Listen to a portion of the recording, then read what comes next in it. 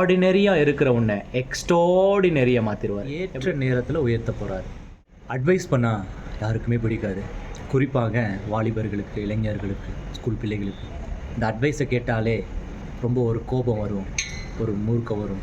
ஏண்டா இப்படி செஞ்சிட்ருக்காங்க, சும்மா நமக்கே அட்வைஸ் பண்ணுறாங்க, இவங்கெல்லாம் செய்யாததையாக நாம் செஞ்சிட்டோம் அப்படின்ட்டு சில நேரத்தில் என்ன தோணும். வேதத்தில் 1 பேதுரு 5ஆம் அதிகாரம் 6ஆம் வசனத்தில் ஏற்ற நேரத்தில் நீங்கள் தேவன் உங்களை உயர்த்தும்படிக்கு அவருடைய பலத்த கரத்தில் அடங்கியிருங்கள் அப்படின்னு ஒரு வார்த்தை சொல்லப்பட்டிருக்கு. ஏற்ற நேரத்தில் உயர்த்த போகிறாரு.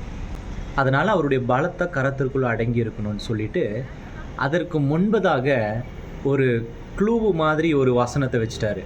நீ தேவனுடைய கரத்தில் மாத்திரம் அடங்கி இருக்கக்கூடாது. அதுக்கு முன்னாடி 5ஆவது வசனத்தில் யாருக்கு இது சொல்லிட்டு இருக்காருன்றது கிளியராக சொல்கிறாரு. இளைஞர்களே, இளைஞர்களே, உங்களுடைய மூத்தவர்களுக்கு கீழ்ப்படியுங்கள் அப்படின்னு சொல்கிறார். உங்களுக்கு மூத்தவர்களுக்கு நீங்கள் கீழ்ப்படிங்க. அடுத்தது என்ன தெரியுமா சொல்கிறாரு? பெருமை உள்ளவனுக்கு தேவன் எதிர்த்து நிற்கிறார், தாழ்மை உள்ளவனுக்கு தேவன் கிருபை அளிக்கிறார் அப்படின்னு அந்த மிகப்பெரிய ரகசியத்தை கற்றுக் கொடுக்கிறார்.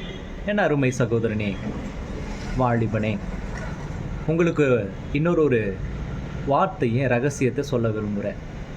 இதை ஏன் பேதுரு சொல்கிறாருன்னா, கிறிஸ்து இயேசு என்ற ஒரு தேவனுடைய குமாரன் இந்த உலகத்தில் ஊழியத்தை கட்டும் பொழுது அவர் வாலிபராக இருந்தார். அவரோடு இருந்த 12 அப்போஸ்தலர்களும் வாலிபர்கள், 15லிருந்து 30 வயதுக்குள்ள உடையவர்களாக இருந்தாங்க. They are a youthful people. அவர்கள் வாலிபர்கள்.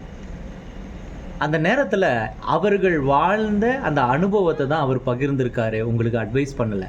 இப்போவும் அந்த வசனத்தை உங்களுக்கு காட்ட காரணம் என்னென்னா, அட்வைஸ் கிடையாது. இதோ பேதுரு அந்த வாழ்ந்த வாழ்க்கையில், அந்த வாலிபத்தில் என்ன செஞ்சாரோ அதனுடைய பலனை அடைந்து கொண்டார். நீங்களும் அப்படி இருந்தீங்களா? அந்த பலன் என்ன? தாழ்மையாக இருக்கணும், பெரியவங்களுக்கு கீழ்ப்படியணும். கட்டாயமாக தேவன் உன்னை உயர்த்தவே உயர்த்துவார்.